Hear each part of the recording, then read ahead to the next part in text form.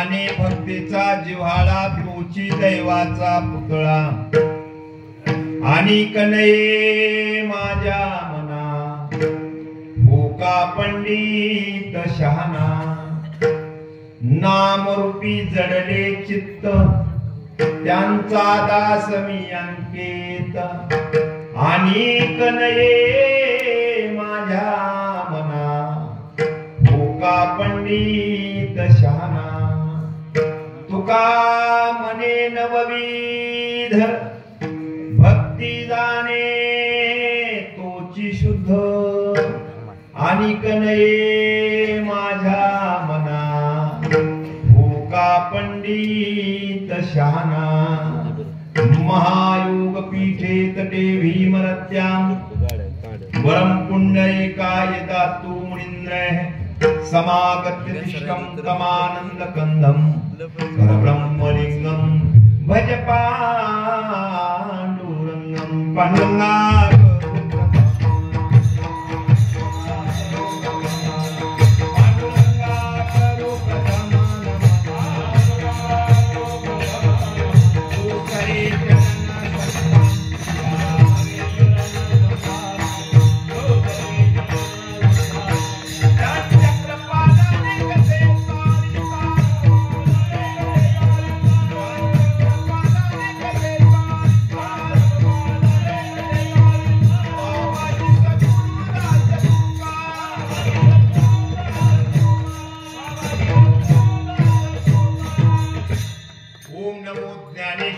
करुणाकरा दयाळा तुमचा अनुग्रहला दलो पावन झालो चराचरी मस्तक माझा पायावरी या वारकरी संतांच्या प्रथम नमन करू गणनाथा उमा शंकराची या सुता चरणावर ठेवून माता साष्टांगी आता दंडवत दुसरे वंदू सारदाजी चतुर्णाची आत्मदा वक्कसिद्धी पावे सहजा तिच्या चरण ओझा माझे दंडवत आता वंदू देव ब्राह्मण त्यांचे पुण्य पावन प्रसन्न होते श्रोतेजन त्या माझे नमन दंडवत आता वंदू साधू सज्जन रात्रंदिवस हरीचे ध्यान विठ्ठल नाम उच्चारती जन त्या माझे नमन दंडवत नमो रंग भूमिका कीर्तनी उभी होती लोका टाळ मृदंग श्रोते देखा त्या माझे नमन दंडवत ऐसे नमन करुणी सकळा हरिकथा बोले गोपनिया बोला अज्ञानी म्हणून या पुढ्या बाळा चालवे सकळा नामा म्हणे आता मद साह्य येते करावे देवा तुझी घे सेवा सकळ गुवा उगवणे नमो सद्गुरु तुकया ज्ञान दीपा नमो सद्गुरु सच्चिदानंद रूपा नमो सद्गुरु भक्त कल्याण मूर्ती नमो सद्गुरु भास्कराय पूर्ण कीर्ती राम रायाच्या सेवका राम रायाच्या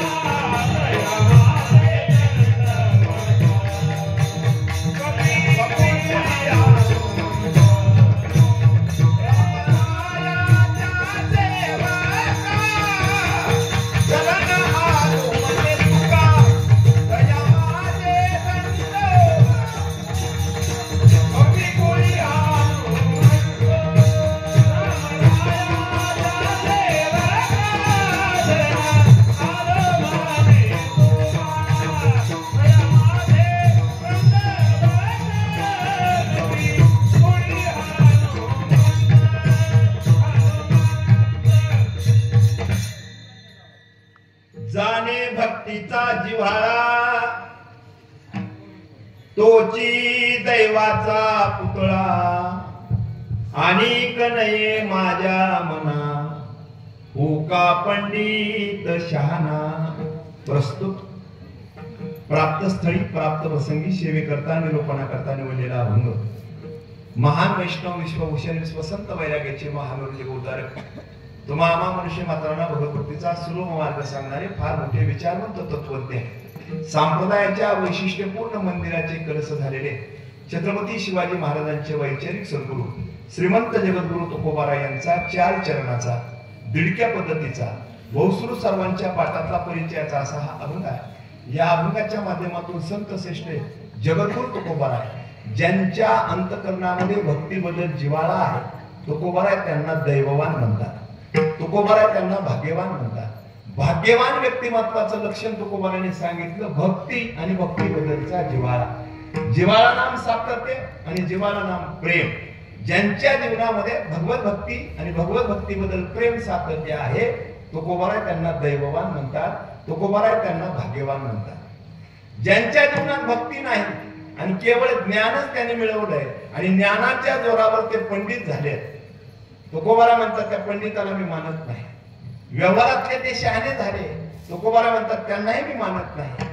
हो का पंडित शहाणा अनिक नये माझ्या मना. मग महाराज तुम्ही पंडिताला मानत नाही, तुम्ही शहाण्याला मानत नाही, मग तुम्ही नेमकं मानता कुणाला? तुकोबाराय म्हणतात ज्याचं चित्त रूपात आणि नामामध्ये एकरूप झालंय अशा नामधारकाला मी शरण जातो. नामरूपी जडले चित्त आणि त्यांचा दास मी अंकित. मी त्यांचा दास होण्याकरता तयार आहे. या भूतलावर नवविध भक्ती जाणणारं व्यक्तिमत्व विशेष आहे. तुका म्हणे नवविध भक्ती जाणे तोची शुद्ध अनेक नये माझ्या मना आणि हो का पंडित शहाणा. असा या अभंगाचा सरळ सरळ शब्दशः अर्थ आहे. अभंगाचं यथार्थ चिंतन निरूपण पाहण्याच्या अगोदर कीर्तनाच्या निमित्ताचा विचार करणं जरुरी आहे. मौजे श्री क्षेत्र पिंपरी शिराढोण या नगरीमध्ये प्रतिवर्षाप्रमाणे संपन्न होत असलेला हा भव्य आणि दिव्य स्वरूपातला अखंड हरिनाम सप्ताह तथा ग्रंथराज ज्ञानेश्वरी पारायण सोहळा या सप्ताहाचं हे 28वे वर्ष आहे. आणि या सप्ताहातील आजची ही द्वितीय दिवसाची कीर्तनरूपी सेवा समस्त ग्रामस्थ मंडळीच्या वतीने संयोजक मंडळीच्या माध्यमातून माझ्याकडे प्राप्त झालेली आहे. गुणीजन गायनाचार्य मृदंगाचार्य यांची मांदियारी या ठिकाणी उपस्थित आहे. त्यामध्ये आज विशेष ज्यांची उपस्थिती आहे, सगळ्या महाराष्ट्रामध्ये ज्यांचं आता नाव प्रसिद्ध आहे असे जे काही मोजके मृदंगाचार्य किंवा मृदंग सम्राट आहे, त्यामध्ये एक अव्वल नाव म्हणजे आणि आपल्या भागाचं वैभव पूर्ण महाराष्ट्रात ज्यांचं नाव आहे ते चंदू महाराज पंचाळ यांची या ठिकाणी उपस्थिती. हे पहा असं व्यक्तिमत्व आणि तेही रामनवमी हनुमान जयंतीमध्ये उपस्थित राहणं म्हणजे खऱ्या अर्थानं हे नगरीचं विशेषत्वच आहे. दुसरे मृदंगाचार्य मृदंग सम्राट शंभू महाराज आमचे शितोळे तटबोरगावकर यांची उपस्थिती आहे. गुणीजन या ठिकाणी बाल वारकरी भक्ती मंडळ वारकरी युवा वारकरी सगळे या ठिकाणी उपस्थित आहेत. तसेच आदरणीय हनुमंत बापू भिसे गायनाचार्य बोरगाव भजनी मंडळ, रायगव्हाण भजनी मंडळ, तसेच पिंपरी भजनी मंडळ, मुरुड भजनी मंडळ, चौकदार आणि आदरणीय हरिभक्ती परायण परमार्थ प्रेमी आणि माझ्यावर जीवापाड प्रेम करणारे आमचे जवळचे मदन बाप्पा लोमटे, तसेच जवळचे अध्यक्ष भजनी मंडळाचे बबलू महाराज लोमटे यांची या ठिकाणी उपस्थिती आहे. सुंदर ऑपरेटिंग आहे. ऑपरेटरलाही सुरुवातीला धन्यवाद देतो. ज्यांना जेवढा पाहिजे तेवढा ते मनसोक्त भरभरून आवाज द्यायला. सुंदर आहे, निवेदन चांगलं आहे आणि आनंद एका गोष्टीचा आहे. यावर्षी प्रभू रामचंद्राचे निश्चिम भक्त जागृत दैवत पूर्ण पंचक्रोशी नव्हे भागामध्ये प्रसिद्ध असणारं एक देवस्थान अधिष्ठान म्हणजे ग्रामदेवत हनुमंतरायांच्या मंदिराचा जीर्णोद्धार झालेला आहे. सुंदर मंदिर या ठिकाणी उभारलेलं आहे. 2 दिवसात प्रभू रामचंद्राच्या निशिमभक्त हनुमंतरायाची असणारी विधिवत मूर्ती प्राण प्रतिष्ठा संपन्न होणार आहे. वेगवेगळ्या देवदेवतांच्या मूर्तीची प्राण प्रतिष्ठा संपन्न होणार आहे. महाराष्ट्रातील नामावंत कीर्तनकारांची कीर्तन या धर्ममंडपामध्ये आपल्याला श्रवण करण्याकरता मिळणार आहे. आदरणीय हरिभक्तीपरायण गुरुवर्य दिनकर बाबा यांच्या हस्तकमलाने या ठिकाणी ही स्थापना, त्यांचं विशेष मार्गदर्शन या सप्ताहाला आहे. ग्रामस्थ मंडळी आणि लेखमाता यांचं सहकार्य आहे.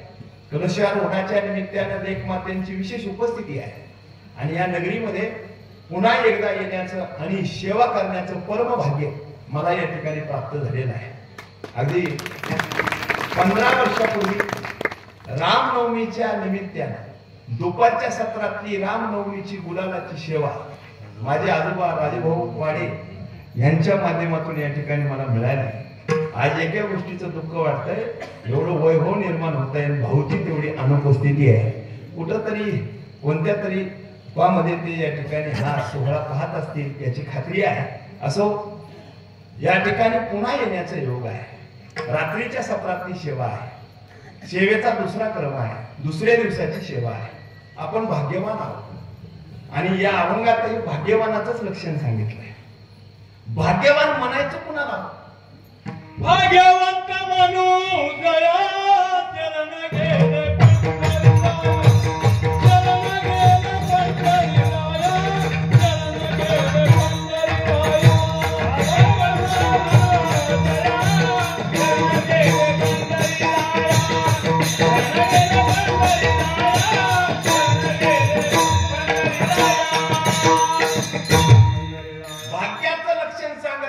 वेगवेगळे लक्षण सांगितले भाग्याचे. जगद्गुरु तुकोबाराकडे एक साधक गेला आणि तुकोबारांना म्हणू लागला, महाराज मी भाग्यवान आहे. तुकोबारा म्हणले, तुम्ही भाग्यवान स्वतःला समजून घेता कशामुळे? म्हणजे 7 मुलीच्या पाठीवर मुलगा झाला. मी काय आहे? भाग्यवान आहे. 7 मुलीच्या पाठीवर मला मुलगा झाला. दुसरा एक साधक तुकोबाराकडे आला. तुकोबारांना म्हणतो, महाराज मी भाग्यवान आहे. तुकोबारा म्हणले, तुम्ही कशावर भाग्यवान स्वतःला समजता? वयाच्या 43व्या वर्षी का होईना लग्न पट्ट्याचं झालं, पत्नी मिळाली. मी काय आहे? भाग्यवान आहे.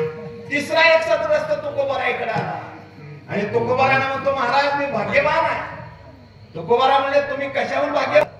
10 लाख रुपये मिळाले म्हणून एक जण स्वतःला भाग्यवान म्हणतो. लग्न झालं, पत्नी मिळाली म्हणून एक जण स्वतःला भाग्यवान म्हणतो. मुलगा पुत्र झाला म्हणून एक जण स्वतःला भाग्यवान म्हणतो.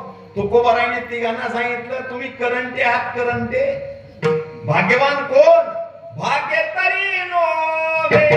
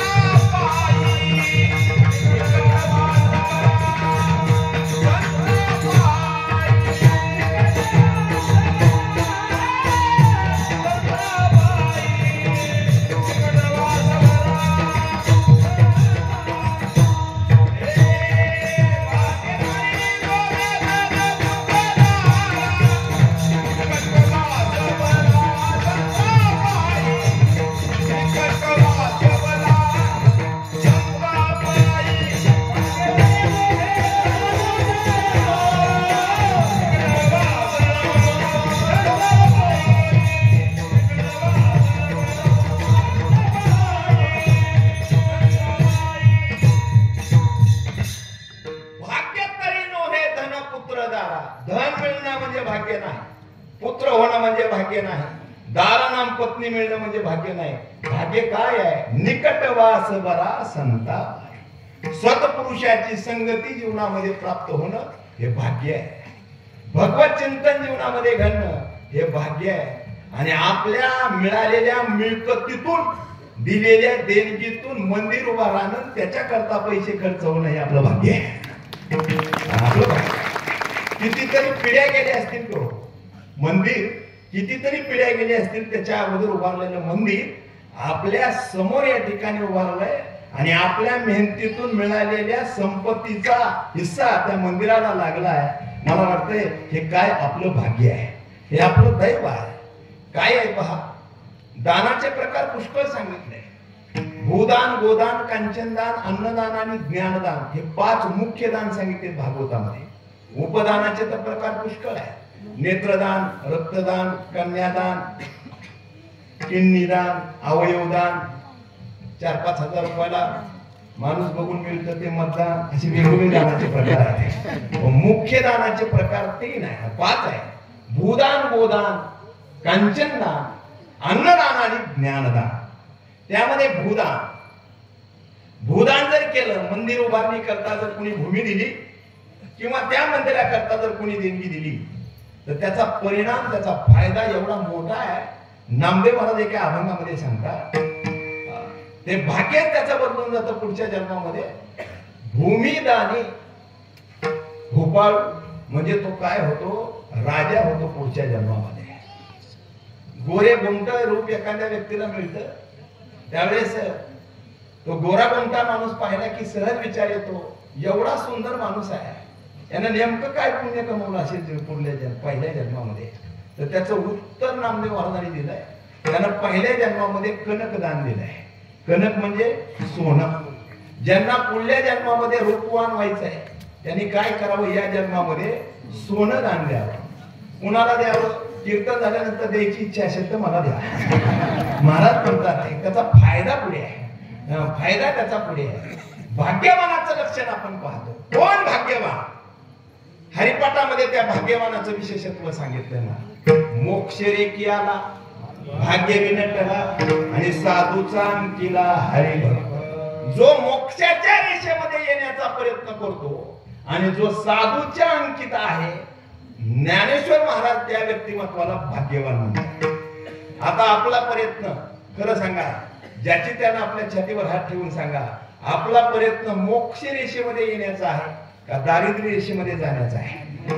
आपला प्रयत्न त्या दारिद्र्य रेषेच्या यादीमध्ये येण्याचा आहे, जेणेकरून निराधार चालू झाली पाहिजे, घरकुल मिळालं पाहिजे, विहिरीचे या ठिकाणी अनुदान खात्यावर पडलं पाहिजे, याच्याकरता आपले प्रयत्न आहे. तुकोबाराय त्यांना भाग्यवान म्हणत नाही, जो मोक्षाच्या रेषेमध्ये येण्याचा प्रयत्न करतोय. आणखी एक ज्ञानोबारायांनी सुंदर हरिपाठामध्ये प्रमाण दिलंय दैववानाचं. कोण दैववान? ज्ञानोबाराय सांगतात, हरि नाम सार जीवाया नामाची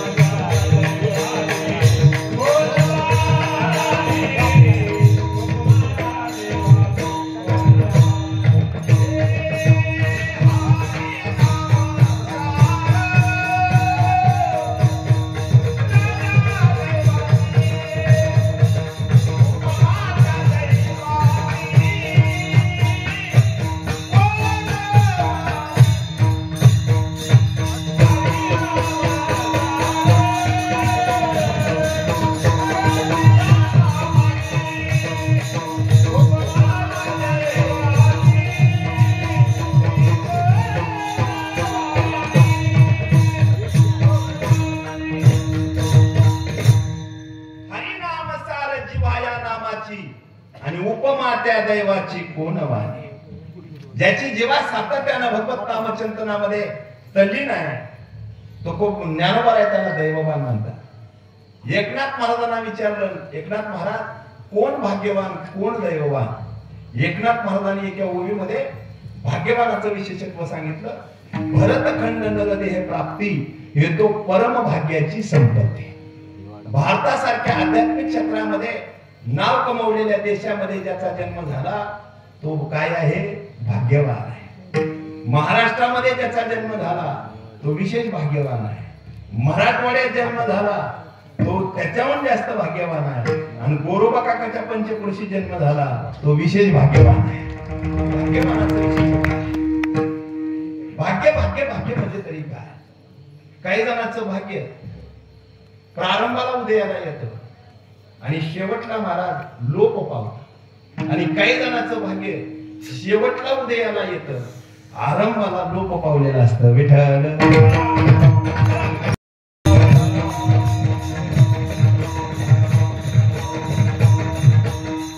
भाग्यात कुणाचं कुणाला घेता येत नाही.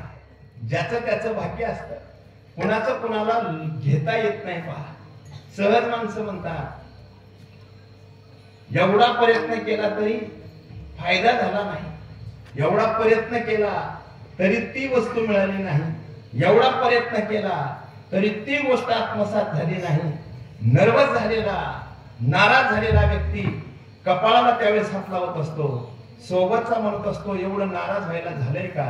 म्हणजे प्रयत्न करून जे आरती मिळालं नाही ते आरती आपल्या कशात नाही, भाग्यात नाही, आपल्या ललाटात नाही, आपल्या प्रारब्धात नाही. प्रारब्धातलं कुणाला नेता येत नाही, भाग्य कुणाला बदलता येत नाही. एक जाणकार महात्मा आणि त्या महात्म्याच्या सानिध्यामध्ये एक व्यक्ती गेला. तो म्हणला महाराज माझं जरा भाग्य बघा बरं, बदलच व्हायला तयार नाही. आयुष्य असंच चाललंय, भयानक परिस्थिती आहे, सारखं प्रतिकूलता आहे समोर, दुःखाचे प्रसंग जीवनामध्ये येत आहे, अनुकूल स्थिती निर्माण होत नाही. माझ्या कपाळाकडे बघा, माझ्या ललाटात बघा, काही भाग्याचे दिवस कधी येणार आहे? महात्म्याला ज्या विचारले खरंच महात्मा अभ्यास होता. त्या महात्म्याने सांगितलं उद्याचा गुरुवार तुझ्या करता भाग्याचा आहे, उद्याचा येणारा गुरुवार तुझ्या करता भाग्याचा आहे. चांगलं जरी केलं तरी फायदाच आहे आणि वाईट जरी केलं तरी फायदाच आहे. भाग्य आहे तुझं गुरुवारी. त्यानं गुरुवार पक्का लक्षात ठेवला. गुरुवारी आपले दिवस बदलणार आहेत हे महाराजांनी सांगितलंय. मग काय करावं? चांगलं करून तर कोणीही जीवनाचा बदल करून घेतं, आपण जरा वाईटच करते करावं म्हणजे जगालाही कळलं की वाईट केल्यानंतरही चांगलं होत आहे. मग काय केलं? गुरुवार भाग्याचा. सकाळी सकाळी उठला आणि थेट राजवाड्यात गेला. राजा सिंहासनावर बसलेला आणि सिंहासनावर बसलेल्या राजाची गचुंडी पकडली आणि राजाला फरफटत ओढलं खाली. प्रधानजी बाजूला आहेत, सरसेनापती उभे आहेत, दिवाणजी बसलेले आहेत, सगळं सैन्य सज्ज आहे आणि एक जण येतो आणि सिंहासनावर राजाला खाली खेचतो. महाराज सैनिक चिल्ले पकडा पकडा त्याला. तोपर्यंत राजा खाली कोसळला आणि राजाच्या मस्तकावरचा मुकुट खाली पडला आणि मुकुट खाली पडल्याबरोबर राजा स्वतःला सावरण्याकरता आणि मुकुट उचलण्याकरता मुकुटाच्या जवळ जातो. तोपर्यंत सैनिकाने त्या व्यक्तीला पकडलाय. मुकुट हातात घेत असताना एक सापाचं पिल्लू खाली पडलंय आणि ते सापाचं लहानसं पिल्लू खाली पडल्यानं पाहिल्याबरोबर राजा म्हणला थांबा थांबा थांबा थांबा, त्याला पकडू नका. तो माझ्या करता आज जीवदान देण्याकरता आला, माझ्या करता तो विशेष आहे. अरे तो माझा शत्रू नाही, विशेष असणारा महात्मा दिसतोय, चांगला अधिकारी पुरुष दिसतोय, त्याला ज्ञान झालेलं होतं बहुतेक माझ्या मुकुटामध्ये साप आहे आणि याची जाणीव त्याला झाल्यामुळं तो गडबडीत आला आणि मला खाली खेचून खाली पाडलं. मस्तकावरचा मुकुट खाली पडला म्हणून साप बाहेर निघाला, नाहीतर मी जे हरी झालो होतो.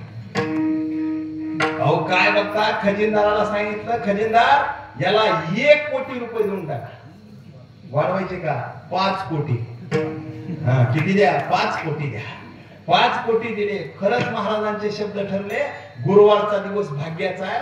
राजाचा अपमान कधी केला तर राजानं 5 कोटी रुपये दिले.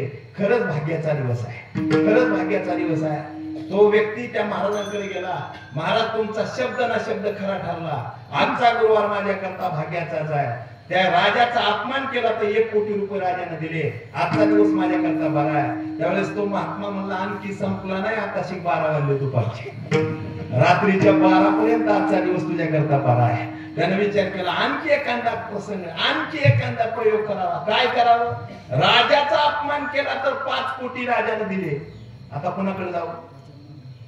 आता एवढी सांगायची गरज आहे का? राणीकडे. राणीचा अपमान करू म्हणजे थेट राणीकडे. 1 वाजलेला होता दुपारचा. चौकशी केली राणी महाराज जाऊन. राणी साहेब कुठे आहेत? त्या दासीने सांगितलं राणी साहेब सध्या स्नानगृहामध्ये स्नान करतात. ही वेळ आहे, स्नान करायची ही वेळ आहे. राणीने जर 1 वाजता स्नान केलं तर सामान्य स्त्रीने किती वाजता स्नान करायचं?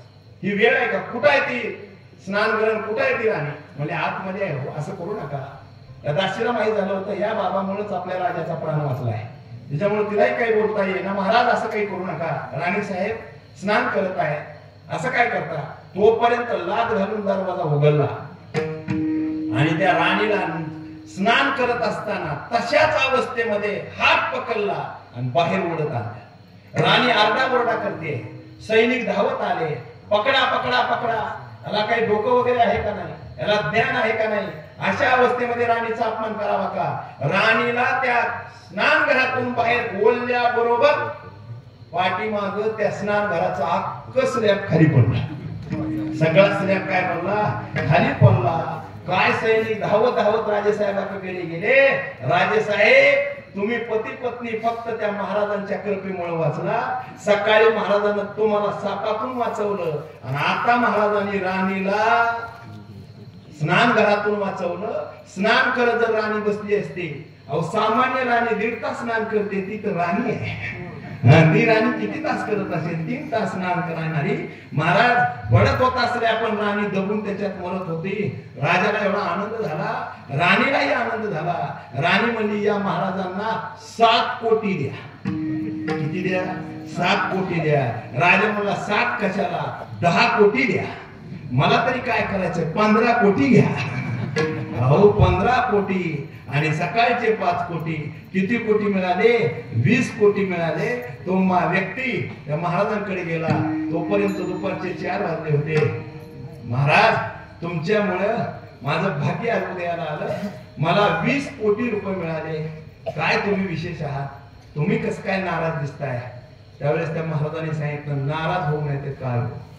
त्या 20 कोटी रुपये मिळाले. त्याच्यात त्याने काय केले बघा, गुलाबी कलरची 1 नोट काढली 2000ची आणि 1 गुलाबी चलत होती, डोकं लावून ती 1 नोट काढली आणि त्या महाराजाला दिली. आणि तो व्यक्ती म्हणाला महाराज तुम्ही सांगितलं म्हणून मला आज 20 कोटी मिळाले, ते दक्षिणा म्हणून 2000 राहू द्या. महाराजांचा चेहरा थोडा सुकला. महाराज असं नाराज व्हायला काय झालं? म्हणजे काय कमाल आहे बघा, ज्याचं त्याचं भाग्य असतं. मी सांगितलं मला 2000 मिळाले आणि तुम्हाला 20 कोटी मिळाले. म्हणजे माझ्या भाग्यात फक्त 2000 आणि तुमच्या भाग्यात 20 कोटी. ज्याचं त्याचं प्रारब्ध वेगळं आहे, ज्याचं त्याचं भाग्य वेगळं आहे. म्हणून कधी कधी काही माणसं म्हणतात महाराज आमच्या भाग्यात का नाही? त्याला कारण संचित नाही आणि संचिताच असल्याशिवाय भाग्यात येत नाही. भोगतो न घडे संचिता वाचो.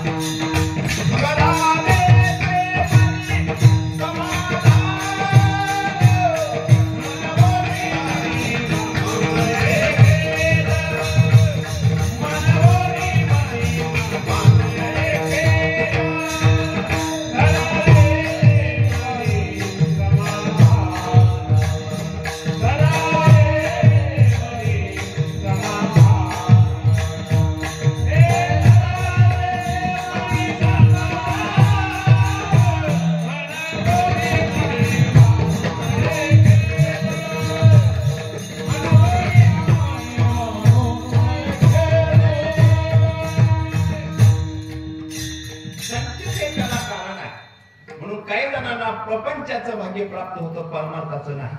काही जणांना परमार्थाचं भाग्य प्राप्त होतं, प्रपंचाचं नाही. काही जण प्रपंचातही विचारे भाग्यहीन आहेत, परमार्थातही भाग्यहीन आहे. एक वर्ग असा आहे प्रपंचातही भाग्यवान आहे आणि परमार्थातही भाग्यवान आहे. ज्ञानोबराचा जर विचार केला तर ज्ञानोबरा परमार्थात भाग्यवान, प्रपंचात नाही. प्रपंचाच्या बाबतीत ज्ञानोबराचं भाग्य नाही, परमार्थाच्या बाबतीत ज्ञानोबराचं भाग्य आहे.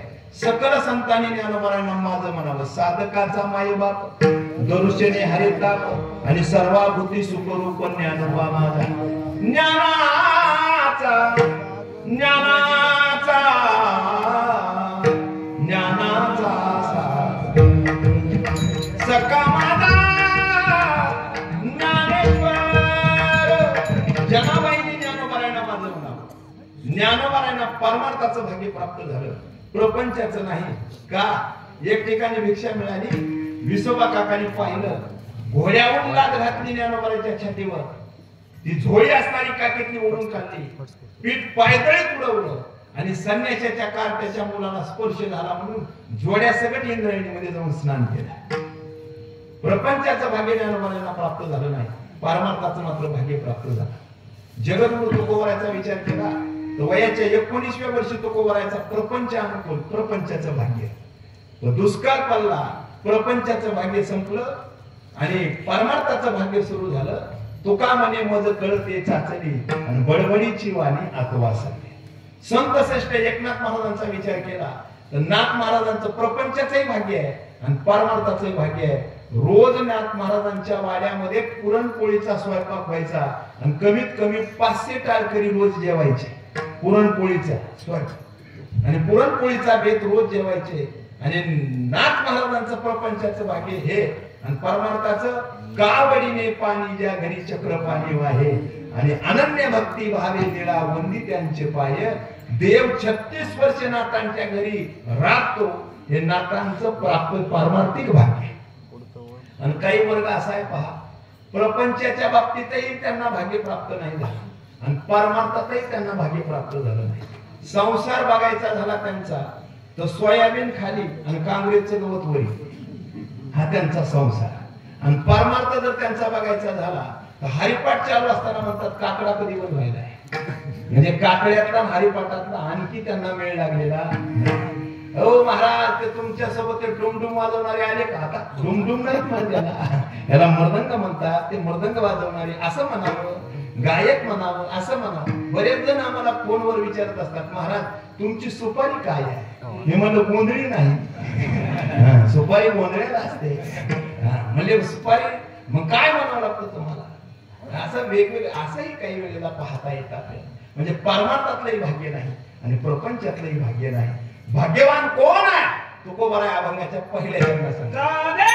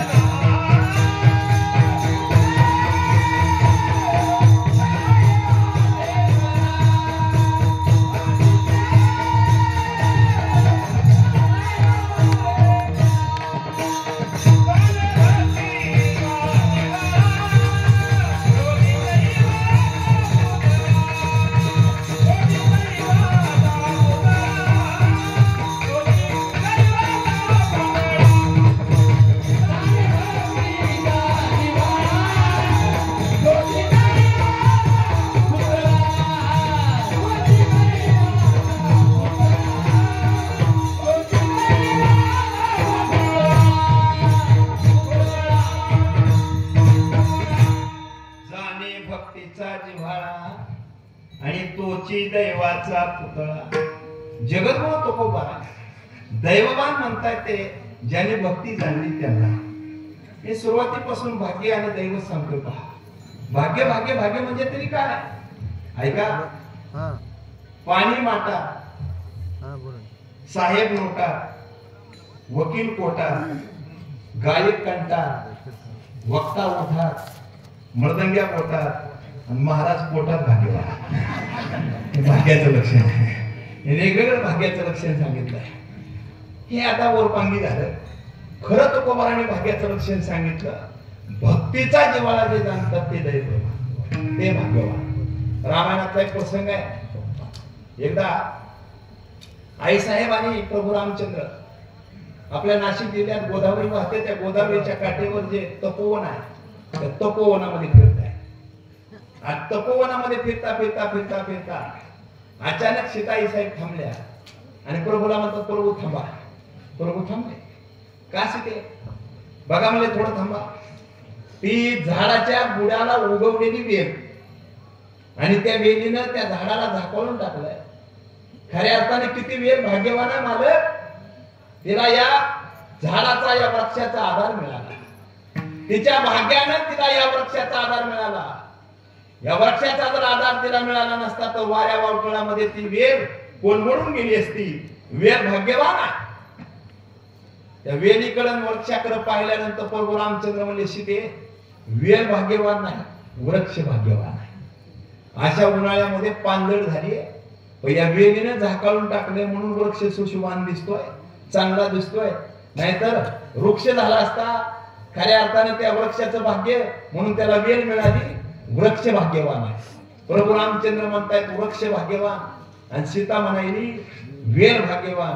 आपली आपली भूमिका ठाम करण्याकरता दोघं भांडू लागले. कोण कोण? राम आणि सीता. ही जुनी परंपरा आहे राम सीताची भांडण्याची. थोड्या थोड्या गोष्टी इथं मुख्य मुद्दा कांदा आहे, लक्षात घ्या. राम प्रभू म्हणले वृक्ष भाग्यवान आणि सीता म्हणते वेल भाग्यवान. दोघाचा वाद काही मिटे ना. आता तो वाद मिटवण्या कुणा करता कोणीतरी तिराईत लागतो. कोण तिराईत? लक्ष्मण. लक्ष्मणा इकडे. प्रभूने आवाज दिला. लक्ष्मण म्हणला, दादा का सांग, वेल भाग्यवान का वृक्ष भाग्यवान? सीताई साहेब म्हणल्या, भाऊजी पक्षपातीपणा करायचा नाही. तोंड बघून उत्तर द्यायचं नाही, विचार करून उत्तर द्यायचं, विचार करून निर्णय द्यायचा. मी म्हणते वेलच भाग्यवान, प्रभू म्हणतात वृक्ष भाग्यवान. लक्ष्मणाच्या लगेच लक्षात आलं ज्याचं सदैव मनावर लक्ष आहे तो लक्ष्मण आहे. लक्ष्मणानं विचार केला, वेल भाग्यवान म्हणावं तर दादा रागावते आणि वृक्ष भाग्यवान म्हणावं तर आई साहेब रागावते. कुणाची तरी एकाची संक्रांत आपल्यावर आहे. मग लक्ष्मणच आहे. लक्ष्मणाने विचार केला उत्तर काहीतरी वेगळं दिलं पाहिजे. लक्ष्मणाच्या त्यावेळेला एक गोष्ट लक्षात आली आणि ती गोष्ट होती पंचतंत्र नावाच्या ग्रंथातली. पंचतंत्र नावाचा एक ग्रंथ आहे आपल्याकडे. प्राण्याच्या कथा त्यात आल्या. ती कथा एक लक्ष्मणाच्या लक्षात आली. काय कथा होती लक्षात घ्या म्हणजे आपल्या लक्षात येईल. सिंह नावाचा राजा आणि त्याच्या मंत्रिमंडळात 3 मंत्री. कोणते कोणते? एक शेळी, दुसरं माकड आणि तिसरा कोल्हा. सिंह राजा, त्याच्या मंत्रिमंडळात 3 मंत्री, शेळी, माकड आणि कोल्हा. सकाळी सकाळी सिंह आपल्या खुर्चीवर बसलेला आहे आणि कॅबिनेट खुर्च्यावर 3 मंत्री बसलेत, शेळी, माकड आणि कोल्हा. त्या रात्री काहीतरी आवश्यक सेवन केलेलं सिंहानं, त्याच्यामुळे त्याच्या तोंडाचा काय यायला दुर्गंधी आणि त्या दुर्गंधीमुळे त्या शेळीला त्रास होऊ लागला. शेळीने काय केलं, आपल्या पर्स मधला रुमाल काढला. शेळी आणि तिने आपल्या नाकाला लावला.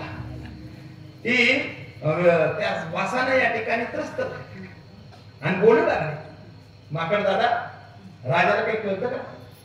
एवढं मोठं पद भोगतोय आणि मुखाची दुर्गंधी सुटली. अरे स्प्रे वापरावा, अत्तर वापरावं, निदान माउथ फ्रेशनर वापरावं. तोंडाचा दुर्गंधी मांसाहार केलेला दिसतोय. त्या शेळीचं बोलणं सिंहाच्या जिवारी लागलं. सिंह म्हणतोय हिला मी माझ्या मंत्रिमंडळात घेतलं, उगं राहावं लागतं म्हणून आणि हे माझा असणारा या ठिकाणी टिंगल करायला सुरुवात केली आहे. सिंहाला राग आला आणि सिंहानं शेळीवर धडक घातली आणि 2च मिनिटांमध्ये शेळीचा फडशा पाडला. शेळी मारून टाकली. आता त्याच्याच बाजूला बसलेलं होतं माकड. मंत्रिमंडळात माकड असतच, विचार करूनच उडी मारत ते. त्या माकडाने विचार केला, या राजानं शेळीचा काटा काढला. कशामुळं? फक्त दुर्गंधी येते हे म्हणण्यामुळं. आता राजानं त्या माकडाला विचारलं, सिंहानं, ए माकडा, माझ्या मुखाचा दुर्गंध येतो का? माकडानं लगेच उत्तर बदललं, राजेसाहेब अजिबात नाही, शपथ घेऊन सांगतो, तुमच्या मुखाचा दुर्गंध येत नाही, सुगंध येतो. राजाच्या लक्षात आलं हे लबाड बोलायला. यानं उत्तर बदललंय. राजानं त्याच्यावर झडप घातली आणि माकडाचाही फडशा पाडला. आता कोण राहील? कोल तर प्रत्येक मंत्रिमंडळात एक असतच. ते कोल आहे. त्या कोल्याला विचारलं त्या राजाने, सिंहानं, सांग कोल्या, माझ्या मुखाचा सुगंध येतो का दुर्गंध? कोल्यानं लगेच विचार केला, दुर्गंध येतो म्हणावं तर शिळीसारखं खाताय आणि सुगंध येतो म्हणावं तर माकडासारखं खाताय. कोलच आहे. कोल्यानं काय उत्तर गोड दिलं. कोल म्हणलं, दादा राजेसाहेब क्षमा करा, काल परवा जवळचा बाजार झाला, त्या बाजारामध्ये मी गेलो होतो. काही पाहुणे भेटले, त्या पाहुण्यासोबत लस्सी पेली, पाहुण्यासोबत आईस्क्रीम खाल्ली, पाहुण्यासोबत पिकलेले केळ खाल्ले, पाहुण्यासोबत आंबट द्राक्षे खाल्ले, पाहुण्यासोबत टरबूज खाल्लं आणि थंड पाणी पिलं. त्याचा परिणाम असा झालाय, 3 दिवस झालाय नाक चोंदलंय, सुगंधही येईना आणि दुर्गंधही येईना. वाचलं की कोल्याला काही केलं नाही. आता हे जे कोल्यानं उत्तर दिलंय, मी का सांगितलं ही गोष्ट? लक्ष्मणाच्या डोक्यात विचार आला, कोल्यानं जसा मधला मार्ग काढून उत्तर दिलंय तसाच उत्तर आपण दिलं तर आपण वाचणार आहोत. काय लक्ष्मणानं गोड उत्तर दिलंय ऐका. या लक्ष्मणानं दिलेलं उत्तरच या अभंगाचं सार आहे. तो लक्ष्मण म्हणतोय, प्रभू दादा, वृक्ष भाग्यवान नाही, आई साहेब वेल भाग्यवान नाही, मग कोण भाग्यवान? म्हणजे वृक्षही भाग्यवान नाही, वेलही भाग्यवान नाही, वेल आणि वृक्षाच्या सावलीत बसणारा लक्ष्मण भाग्यवान आहे. तोची दैवाचा पुतळा, तोच खऱ्या अर्थानं दैववान आहे, तोच खऱ्या अर्थानं भाग्यवान आहे. जाणे भक्तीचा जिव्हाळा, तोची दैवाचा पुतळा. पण जाणे हा जो शब्द आहे, तो आरंभाला या ठिकाणी आला. हा शब्द कशाचं वाचक आहे, कशाचं घटक आहे? काय मराठीमध्ये विरोधार्थी शब्द आहे बघा, विरोधार्थी शब्द. पुढे सांगा. विरोधार्थी शब्द आहे. जाण्याच्या विरोधात कोणता शब्द आहे? येणे. वा. सुखाच्या विरोधात शब्द कोणता आहे? दुःख. बरच्या विरोधात शब्द कोणता आहे? बरच्या विरोधात वाईट म्हणा. बरं मी खेड्यातला आहे. चांगल्याच्या विरोधात वाईट आहे, सुखाच्या विरोधात दुःख आहे. तसं येण्याच्या विरोधात काय आहे? जाणे. आता इथं शब्द प्रयोग तुकोबाराने केलाय, जाणे भक्तीचा जिव्हाळा. आता जाणे शब्द तो भाव सांगतो का? नाही. जाणे शब्द इथला जो भाव सांगतो तो वेगळा आहे. नेणते पण आणि जाणते पण. नेणता आणि जाणता. हरिपाठामध्ये नाथ महाराजांनी या दोन्ही शब्दाचा प्रयोग केला. हरिरूप झाले, जाणणे हरपले आणि नेणने ते गेले हरीचे ठाई. नाथ महाराज सांगतात, जे हरिरूप झाले, जाणतेपणही संपलं आणि नेणतेपणही संपलं. का? भक्तीचा जिव्हाळा. विठ्ठल